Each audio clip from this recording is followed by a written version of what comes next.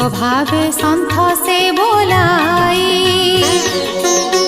से साधु जनकर धर्म माया वर्जित शुद्ध कर्म तांक विचारे धर्म जेते सुण कहिबा दृढ़ चिते लक्ष्य लक्ष्य जेते प्राणी बोध विचारे परिमाणी से धर्म जहि अनुमानी एणे संसारे जेते ज्ञानी से वस्तु अछि जहि पूरी जहा चिंतन्ति ब्रह्म